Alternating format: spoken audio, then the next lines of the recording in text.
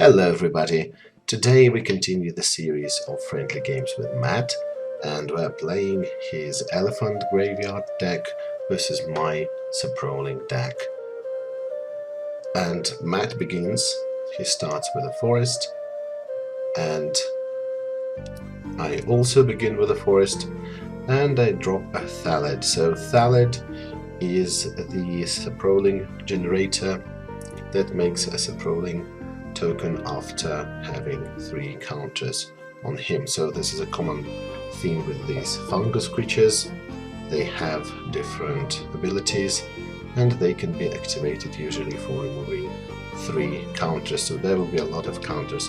Matt plays a land and I don't forget to activate my upkeep ability, so there is 1 counter. I like these fish tank beats. These kinds of counters, I always use them for a very long time. I even used them as tokens some time ago before I understood that tokens should actually show whether they're tapped or not. So Med goes to 19. It's going to be rather slow and I play a creature that has 0-1, and for removing 3 counters I can make a fog, meaning that creatures are not going to deal any combat damage this turn. This is quite powerful. Matt plays Elephant Graveyard, which is an amazing Arabian Nights card. It gives you 1 colorless mana and it also can tap to regenerate target elephant or mammoth. This is the basis of Matt's deck and that's a really unusual deck and definitely a lot of fun. I put 2 counters on my fungus creatures, play land and attack for 1. As you can see, it's pretty slow. But Matt also decides to swords my creature and I'm only left with the 0-1 Spore flower, going up to 21. But afterwards I play a powerful, by the standards of this fungus deck, creature, which is Thalid Devourer. Thalid Devourer can sacrifice a Saproling and get +1/+2. This is quite an unusual combination, but as we will see, this is a viable card in this environment at least. Matt plays the disc. He's got 2 forests, 1 plains, and 1 elephant graveyard. That's not going to be good for me. As you understand, technically Matt can regenerate his elephants and mammoths, provided that he has enough elephant graveyards.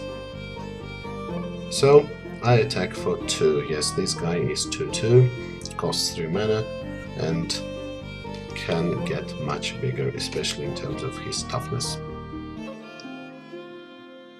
Matt is down to 17. He draws a card.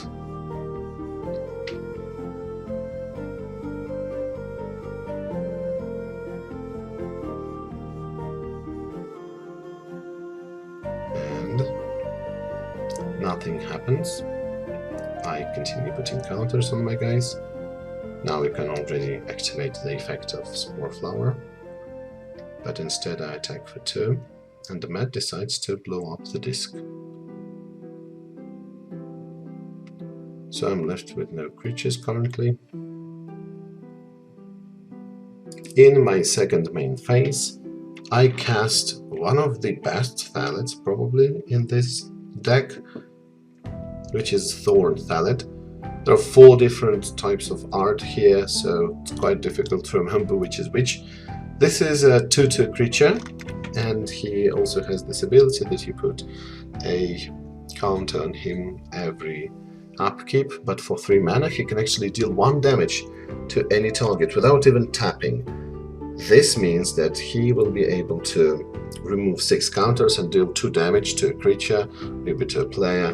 It's definitely really powerful, and I play a Thallid card for 1 mana, just a basic Thallid, after attacking for 2. Matt plays an amazing creature many people love, myself included. This is Thunder Spirit. 2/2 for strike for 2 white mana and 1 colorless. I continue putting counters, of course, and then this is just a never-ending army of Thallids, as you can see. This is another Thorn Thallid, just with a different kind of art. Pass the turn. Matt plays one more Elephant Graveyard, which is getting really scary because the more Elephant Graveyards there are, the more difficult it will be for me to deal with them. But currently Matt has no Elephants or Mammoths, so there's 2 damage in the air. I have no blockers or flyers, and there is one more Thunder Spirit. Now that is getting even more difficult, but let's not forget that I have got these Thorn Thallids, so technically I can already shoot for 1 using this guy. And of course I should also put the counter on another Thorn Thallid. So in some of these instances you will notice that I may have forgotten to put the counters on some of them, and yes, here is the counter that should have been here. And now I play Fungal Bloom, which is the most important card in this deck. So Saprolings are not powerful at all, but this is the only card that makes them more or less viable. This is an enchantment for 2 green mana, and for 2 green mana you can activate it as many times as you want to. You can put a counter on target Fungus. So this means that essentially for 4 mana I will be able to shoot for 1, meaning I will be able to put not 1 but 3 counters per turn on my Thorn Thallids. Also it can be Fog every turn. So Matt, as you can see, plays Berserk, attacking for 2 in the air and pumping one of his creatures so that it attacks me for 4. And afterwards he plays one more Thunder Spirit. This is amazing. Yes, these are really cool cards, and having the army of these flying Thunder Spirits is definitely fearsome. I've got plenty of counters on each of the creatures, meaning that I will be able to activate each of them at least once, and then you can do something using Fungal Bloom. And here we are. Here are these Thorn Thallids put to good use. Using 6 counters, I kill one of Thunder Spirits without even tapping. So this is definitely something you can use in some longer games when you've got a creature stalemate. Well, not everybody has access to a lot of responses, answers, but there are some more or less slowly developing armies, which is one of the best kinds of magic for me, to be honest with you. Definitely not tournament worthy usually, even though there are some interesting accounts of people who manage to pilot Thallids to a decent place in a tournament. So Matt plays the disc. He is on 11. After my attacks with Thorn Thallids. And then I'm thinking of what I should do, whether I should activate Fungal Bloom, how to distribute counters in the proper way. There's always a question here in this deck. So this is what I decide to do. At the end of turn, I used my Fungal Bloom, then a new turn begins.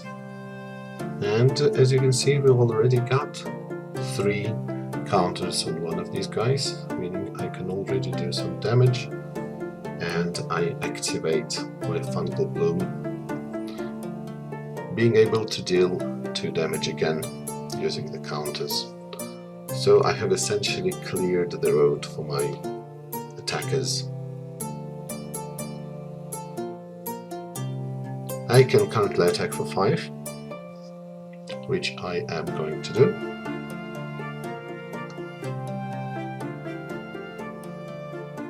That goes down to 6. I pass the turn, that untaps.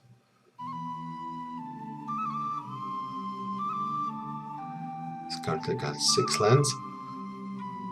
I've got 5, but as you can see, this is usually enough. There are some stronger cards in this deck. It may require more mana than that. And Matt, of course, decides to blow up the disc. This is the only correct thing to do here, definitely. So I didn't manage to use my Saproling. I should have gotten a bit faster, perhaps.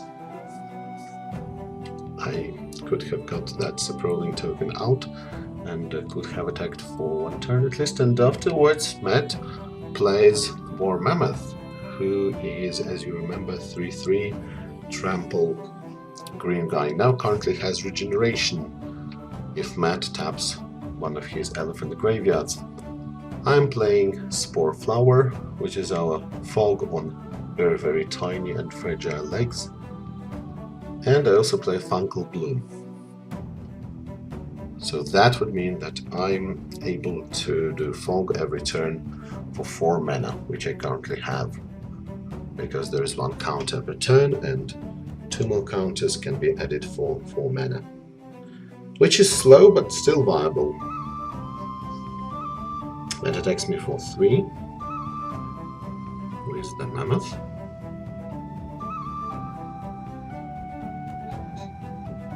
And passes his turn. Putting a counter here.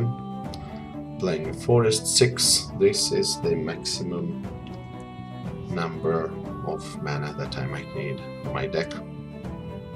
Because, of course, it is based on Saprolings. It does full Empire cards. But there is still some kind of interesting synergy between these cards and one more, which you will probably see later on. So, as you can see, I'm starting to activate Fog, which means that the Mammoth does not deal any damage. Here is my altered forest, my commissioned full art forest, and there we have Thorn Thallid, which is very important. So as you can see, Matt currently has 6 life,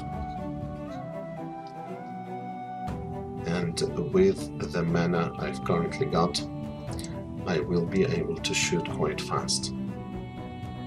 So even direct damage would be sufficient very often. How cool is that, having direct damage in green?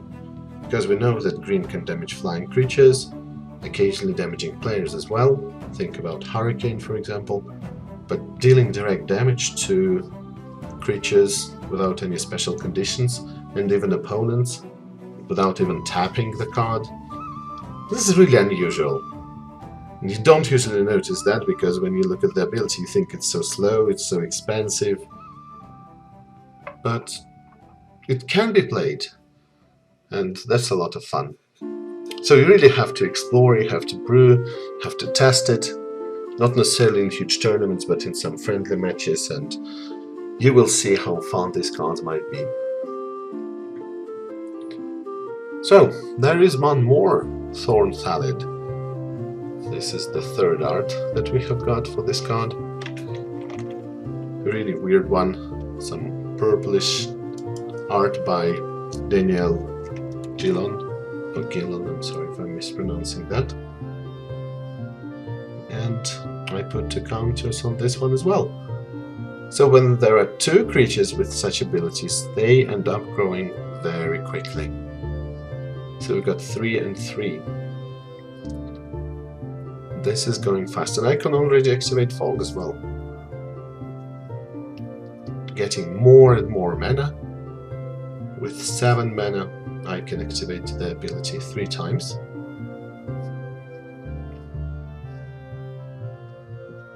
So let's see what I'm able to do.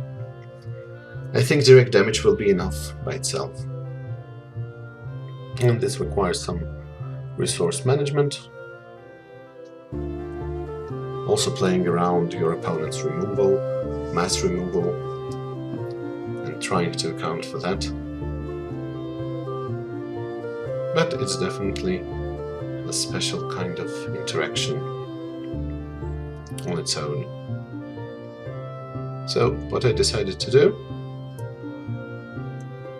is paying 5 mana, 6 mana, and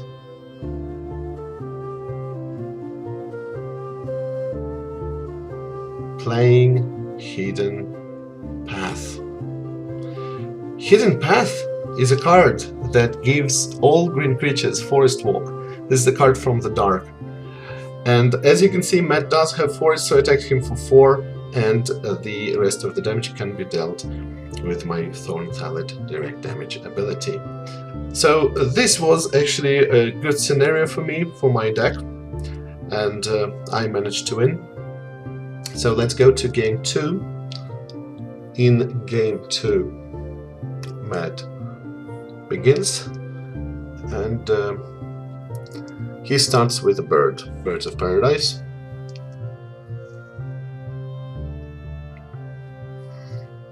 I start with a Forest. This is an unpowered deck.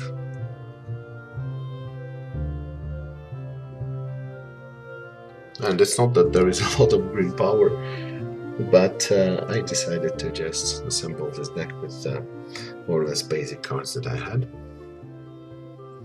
And you see, I always like talking about how there are no wrong threats. There can be weak threats, of course, there can even be some threats with drawbacks, but generally any threat is good. And if you talk about answers, answers can be irrelevant, combos can be very slow, easy to disrupt, but a threat is just good in its own. And a deck that is full of some very basic creatures can occasionally scramble through the game and still win. So I played Flower Carpet, and Matt has got his nice Thunder Spirit attacking me for 2. I untap, putting the counter on the Spore Flower.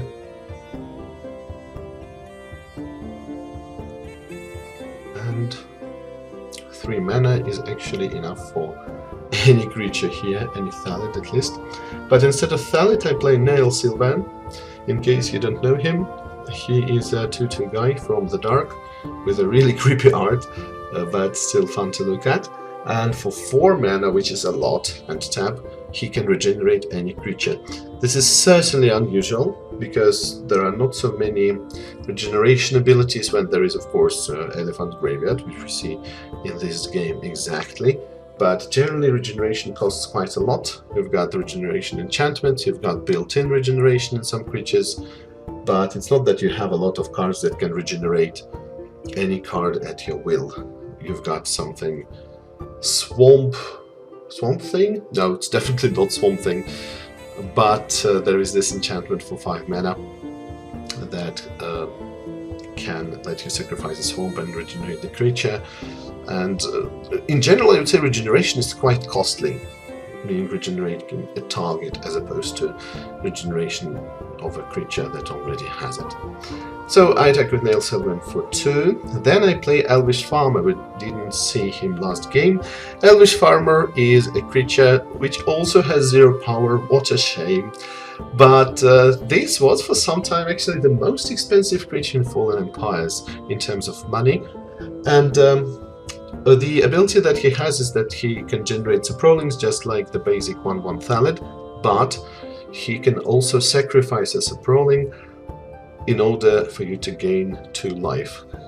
So that's actually interesting, because there is even more and more resource management going on. There are more unusual and interesting elements of resource management, and you will see how it's going to work. And there is a little spoiler, this actually can save us some time, because these resources just keep growing. So Matt decides to get rid of my Spore Flower, which is a decision I think that is correct, especially because he decides to use Giant Growth. And this is what happened. Matt blocked my guy, killing my Nail Sylvan. But afterwards I played my Thalid Devourer, And it's not that he has anything to devour right now. Matt plays the Mammoth and attacks me for 2 in the air. Untap. So I forgot to say that Thalid Devourer doesn't only devour these Saprolings, but he also can make them, just like many of these Thalid creatures. So essentially he devours his own children. That's a bit messed up, like some kind of a Greek god. But okay.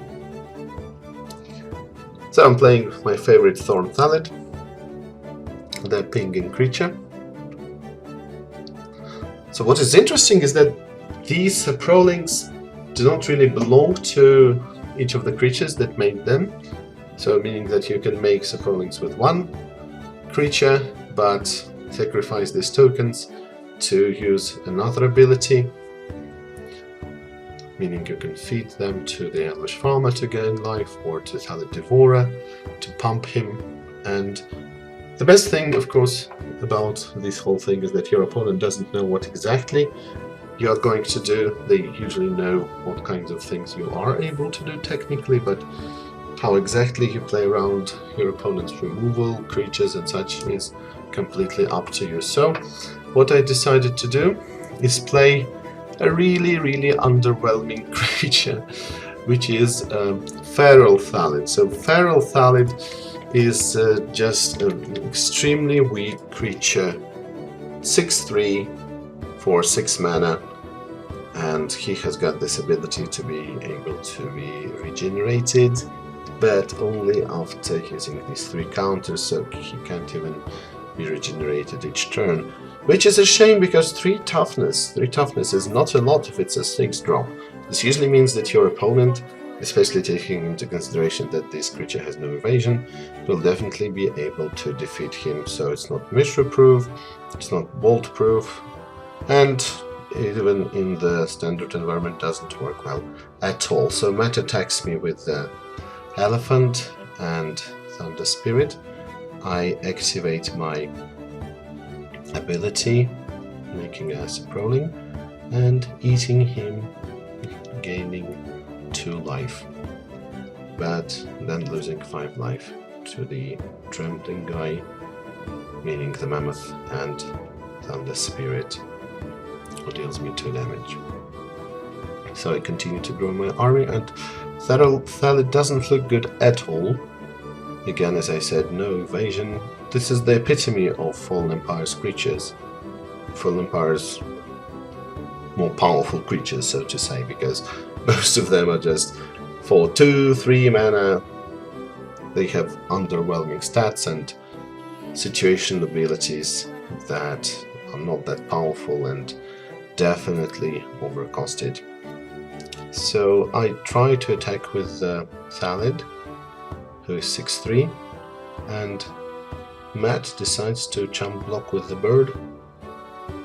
The bird is gone, but there is no trample or anything, so not much I can do. And for 6 mana I bring Gas Liege. Gas Liege, as you remember, is a great creature, so unlike Fallen Empire's creatures, he actually can do something. So first of all, as you remember, for tapping Gas Liege you can make an opponent's land into a forest, as long as he is on the battlefield. And also he has got power and toughness equal to the number of forests that you control if it's your turn, and power and toughness equal to the number of forests the defending player controls. Matt currently controls 3 forests, meaning 2 forests and 1 savanna.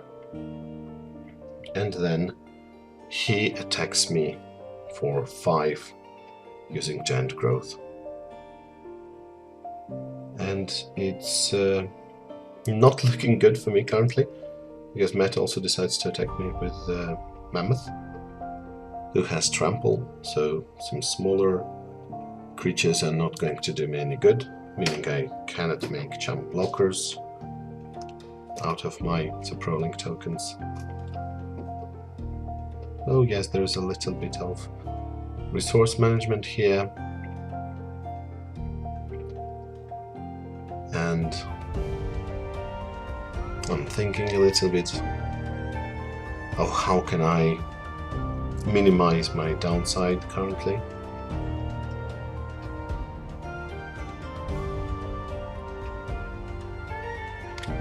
And what I end up doing is removing 3 counters to make a Saproling token and immediately eat him by Elvish Farmer, gaining 2 life. So this just allows me to prolong my life a little bit while I'm still receiving a lot of damage. So I untap.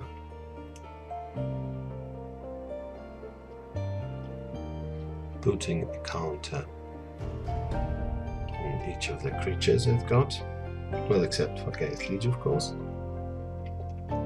Drawing a card, and finally we can get down to business with Gaea's Liege.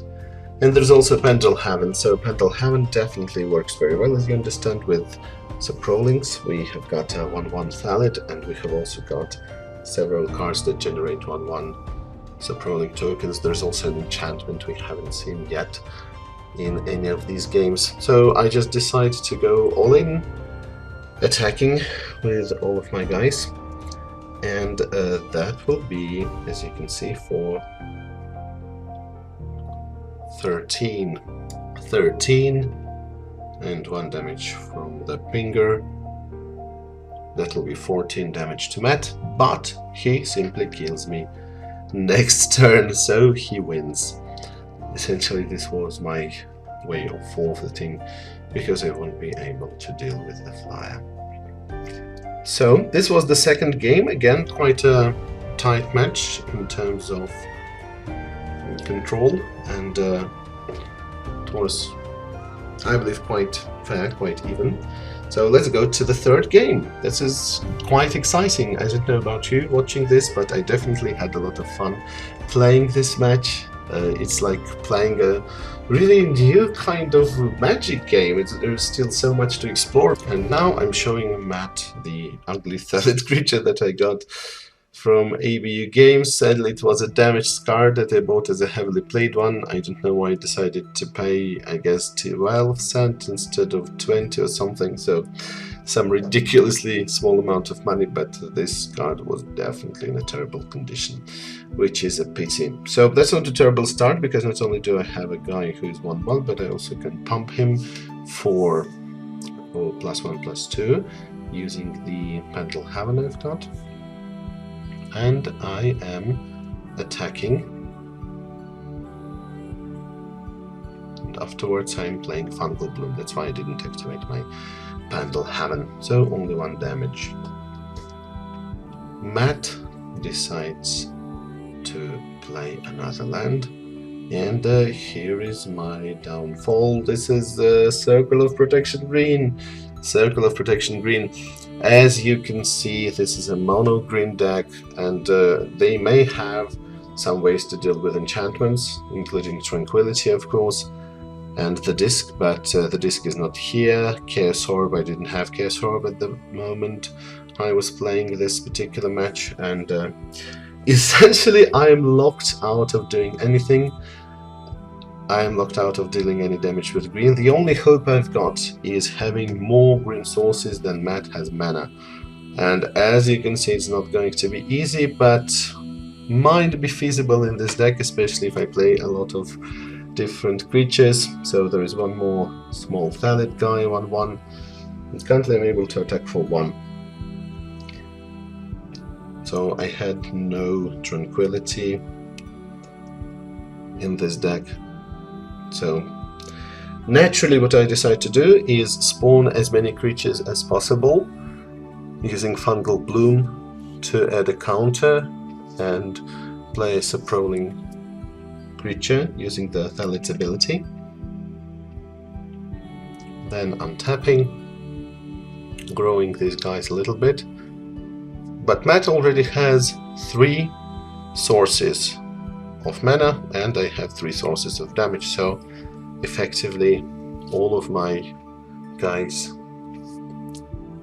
damage can be prevented. I still decide to attack. This is the right thing to do because, of course, yes, this doesn't lead to anything, but at least you manage to lock your opponent out of playing any cards at the end of your turn. And then I cast Thallids Monk, Thallids Monk, who is a really funny creature. He can sacrifice a green creature to turn your opponent's land into a forest, which is an ability similar to the ability of Gas Leech, but he's just strictly worse. Strictly worse. Not a really cool art, even though cool name, definitely a reference to the jazz musician there, but yeah, quite underwhelming. 1/2 his stats. 4 mana, again, that's a classic Fallen Empire Sphere.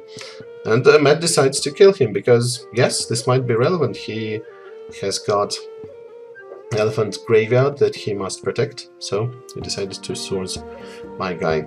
Again, it's pretty even. 3 mana, 3 sources of damage.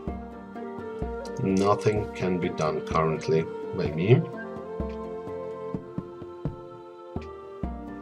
So at first I decide to attack to make sure that Matt has no mana, and here is my finger guy. So there's another hope I've got, but again it's going to be too slow, because if you want to prevent the damage from him, from the finger, you will have to activate Circle of Protection every time, for every point of damage.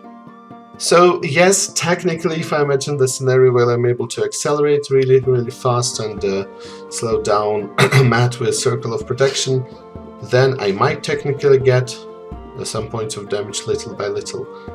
But this is probably not going to happen.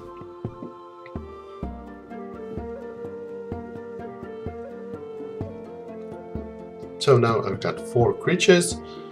Matt is able to prevent all of the damage. Quite an interesting match. Yes, it turns into a completely different game when you play it like that, which is still fun, which is still interesting to play, definitely I would say so.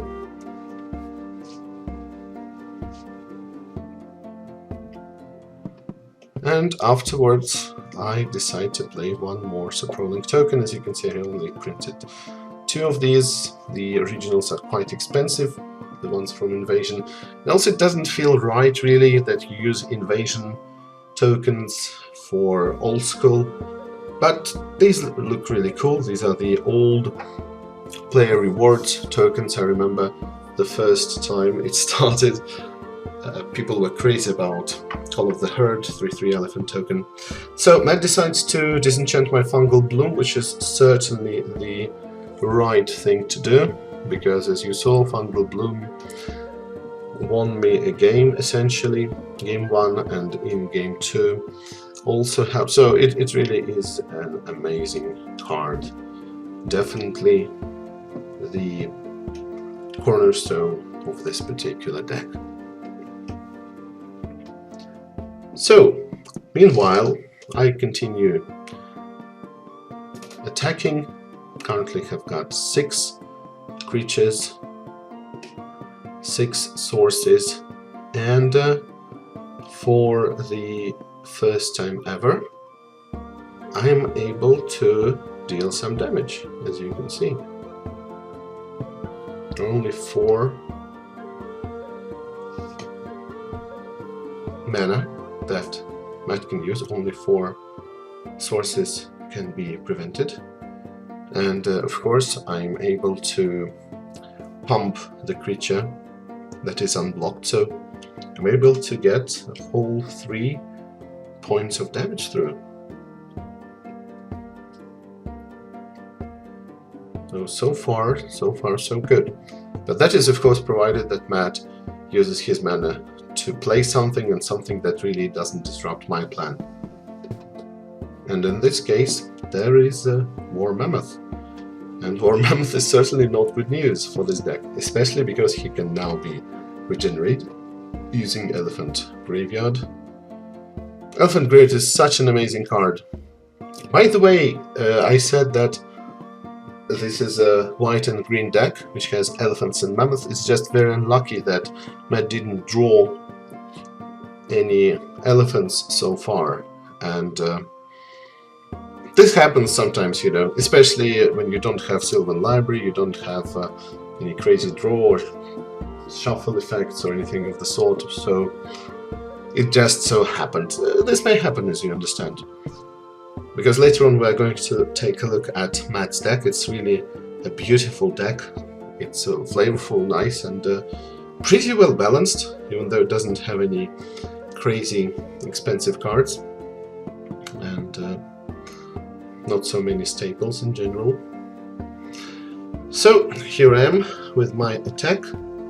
There are 5 creatures that are attacking, and I just decide to capitalize on the situation I currently have, meaning that Matt only has 2 mana to prevent the damage from my guys. And this will of course mean that he will be able to use the elephant to kill some of my creatures, and he also decides to use Giant Growth on the bird, blocking my Thallids, blocking both of the token generating Thallids, and they're gone. So this is definitely bad news for me. And Matt, of course, decides to prevent the damage. It goes down to 12. But as there is more and more mana, and Matt has more and more control over the board, things are getting more and more difficult for me, as you can see. And there is one more mammoth. So yes, at that point in time, I think my days are numbered with this deck. So no token generators except for the Thallid Devourer. Well, I used to have 3, now I have only 1. But I also play this interesting enchantment called Night Soil. So Night Soil, what it does is that it can be activated for mana and removing 2 creature cards from a graveyard. It must be one single graveyard, so you can use your opponent's graveyard or your own, but you must remove 2 creatures from the graveyard, and you will be able to, guess what?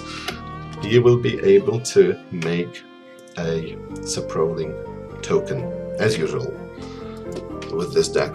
So this is not a terrible card, definitely not a 4-of, but it's always nice to see that you have different kinds of resources. You can use various types of resources, meaning you can use creatures to gain life, you can exchange cards in the graveyard for tokens, you can exchange tokens for damage, you can exchange tokens for fog effects, and this is interesting, this is challenging, this is difficult for your opponent to play around against, even though I always say that you must enlighten your opponent, you always must inform your opponent on the cards that you have. Especially if you are playing on webcam, you definitely should show them what the card does and make sure that they know exactly how to deal with it. So I decide to activate this ability. Decide to eat 2 of my creatures using the graveyard. And here we are. Adding more counters, of course.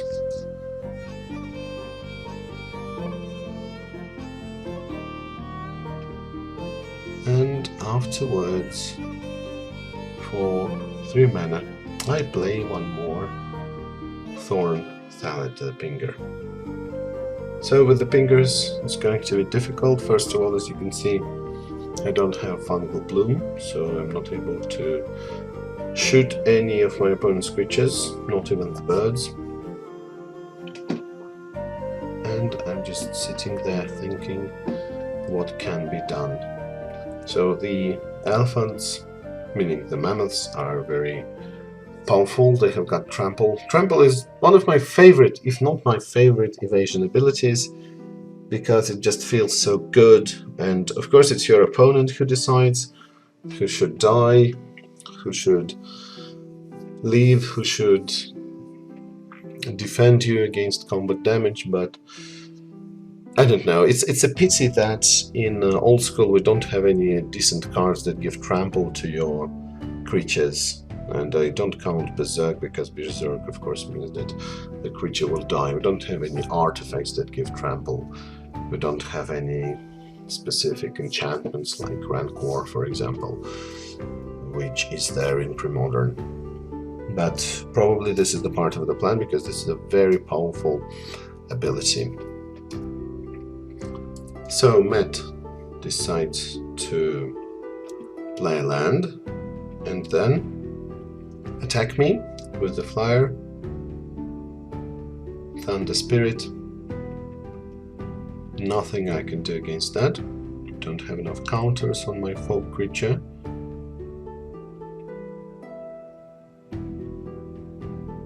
And one important thing that I did and forgot to comment on is that I used Gaea's Liege in order to turn Matt's elephant graveyard into forests using Gaea's Liege, so that's why you see these forests, which is just face down elephant graveyard. And there's one more elephant graveyard, and Matt attacks me for 2 in the air again, and I of course use the ability of Gaea's Liege to turn one more card into a forest, one more elephant graveyard. And Matt has got some really cool deck protectors, that sleeves with this back, with the magic back. Really like those.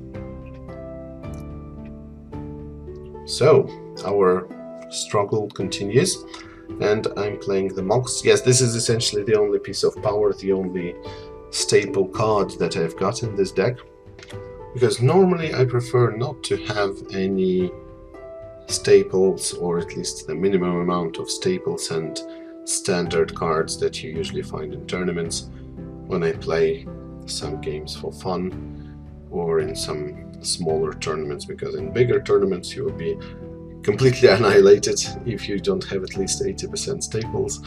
That's what I generally believe. So Matt attacks me with the flyer again, and there is also a disc, which definitely doesn't look good for me.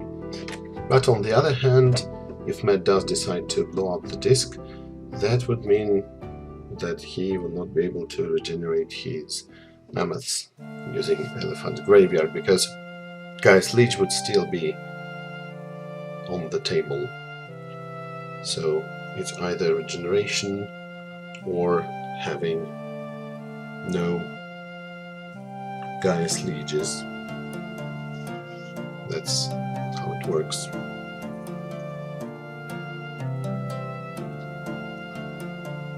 So I played some more land.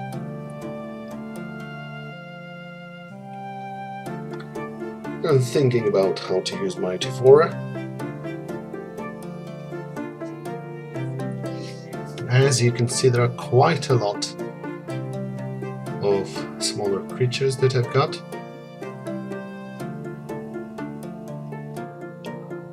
For 2 mana, 4 mana, and there is a counter. I decide to 6 mana. Yes, okay, I actually activated Fungal Bloom. Yes, so that's how it is. A lot of counters there, as you can see. And I passed the turn because I'm waiting for the Matt to blow up the disc or not. I'm going to see. And what Matt does is attacking me with the flyer, because as you can see there isn't much I can do. So technically I could kill the flyer, but I decide not to, and Mate activates the disc, so probably I should have shot the Thunder Spirit, but it is what it is.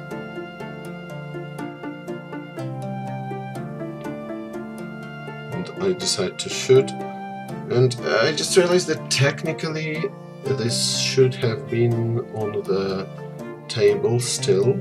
I mean, Circle of Protection. So yeah, probably we just didn't use all of the opportunities we had there.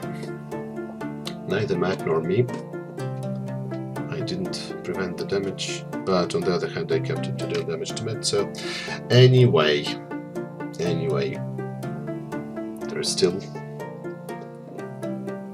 some things to consider, and that's an almost full reset, meaning that no creatures, no non-land permanents are on the table. So let's see what it brings us. Matt has 2 cards in hand, and I draw a... what is it? Thorn Thallid. I draw a Thorn Thallid. Nothing to accelerate him though, so not much that can be done. Bird is not too powerful either.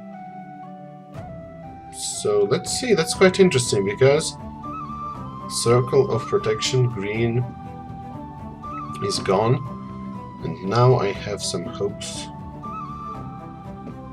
I'm deciding to attack for 2. So we've got Nile Sylvan, so currently the board state in terms of creature is more favorable to me.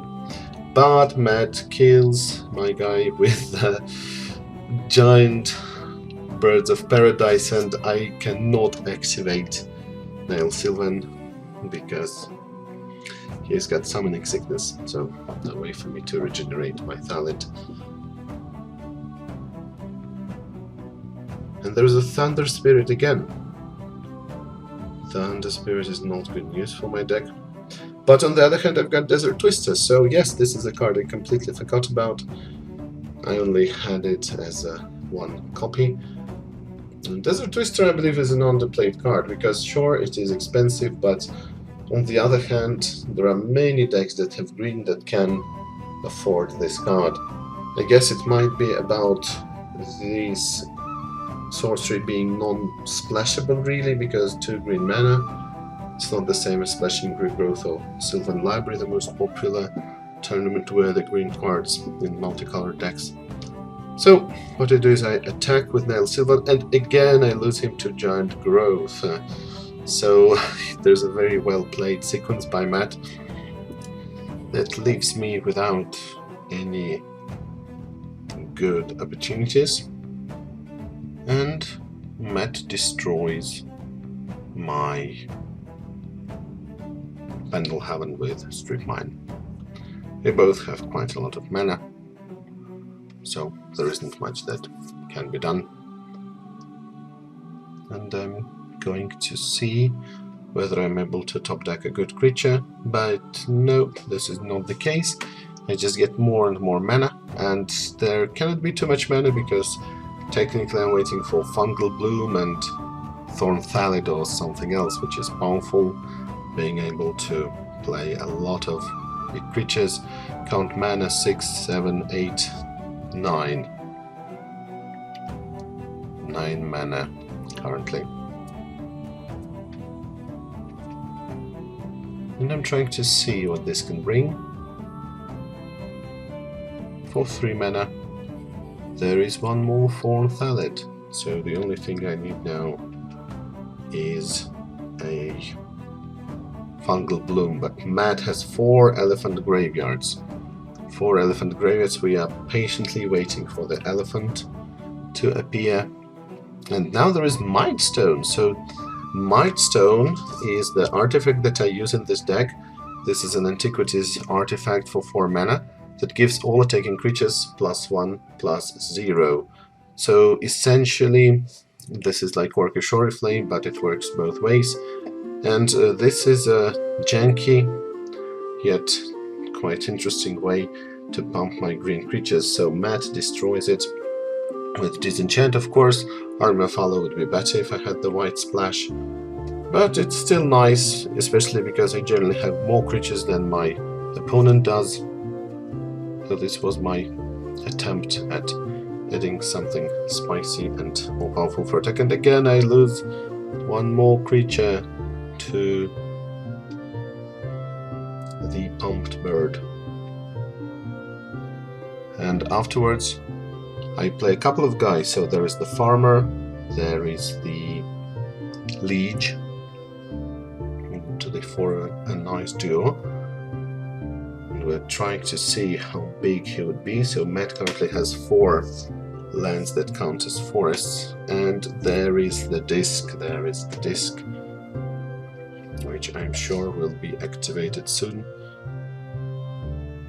So I'm trying to get some points of damage in as soon as I can, and that would of course be possible with Gaius Liege attacking for 4.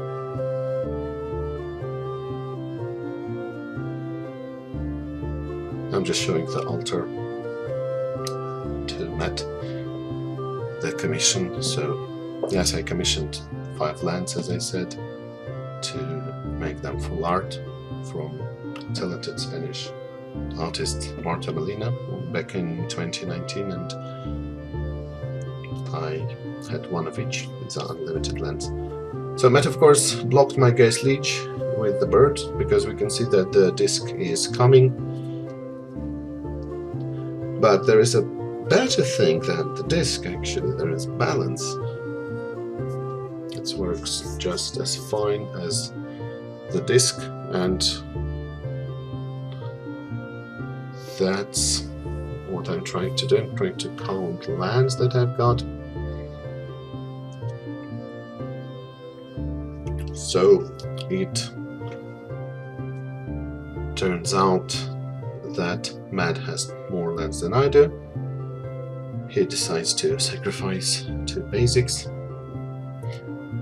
And there is my Coral Helm that can help me to pump a creature by discarding a random card. This is a nice late game artifact that can be used to pump my creatures.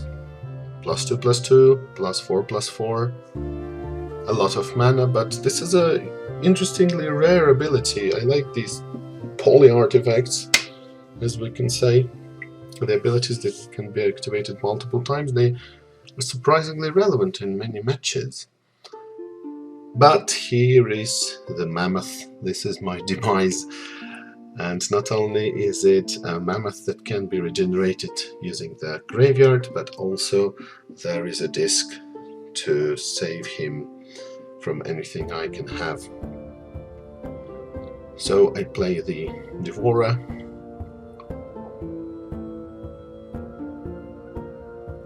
and Matt untaps, attacks me. There's Trample, as you remember, so I take 3 damage. And afterwards there is my tentative attack with the Thallid.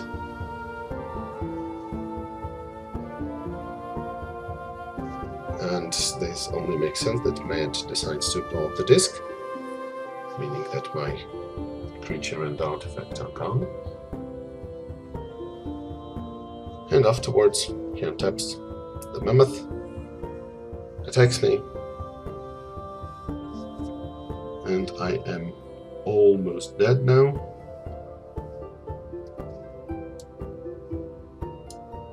But here is the elephant, so this is the card we've been waiting for. And as you can see, I've got Fungal Blue and the Forest, so Matt defeats me with grace with this amazing duo of the elephant and the mammoth. The playset of elephant graveyards. So here you can see Matt's deck. As usual, the link to my Saproling deck is in the video description, where I discussed it and we went through the deck tech. And if you look at Matt's deck, of course, as I have said, the core of this deck is the elephant graveyard, so naturally there are 4 beautiful mammoths and 4 beautiful war elephants. The mammoths are from Alpha, if I'm not mistaken, right? That's really cool, the pimp ones. And we have also got the birds for Giant Growth, for Berserk, for Thunder Spirits. All of these creatures are super stylish, super nice. You don't see them every day. Well, these are very nice cards there. And we have also got a couple of disenchants, so to Plowshares, the main board disc, which is interesting and definitely relevant in this deck, taking into consideration the ability that can regenerate the mammoths and elephants. There are also a couple of Void Fate, sorry, not the same thing, and Regrowth, Force of Nature, by the way, which is definitely powerful, which we did not see. So as you can see, this deck is well designed in terms of synergy, in terms of some utilities and removal when necessary. Looking at the sideboard, we've got a couple of tsunamis, which definitely were not relevant in this particular scenario. Wrath of God, an extra Swords to Plowshares, and a Disenchant, and also various Circles of Protection. And in addition to that, we've got Karma. So there is the match that we played. I was definitely having a lot of fun with it. It was a great matchup. I think was pretty even, and the decks that we played were definitely rather unusual. So it was a lot of pleasure. Thank you for watching the whole video, and I will see you soon. We also had a couple of matches with Matt, and look forward to similar content in the future. See you around. Bye.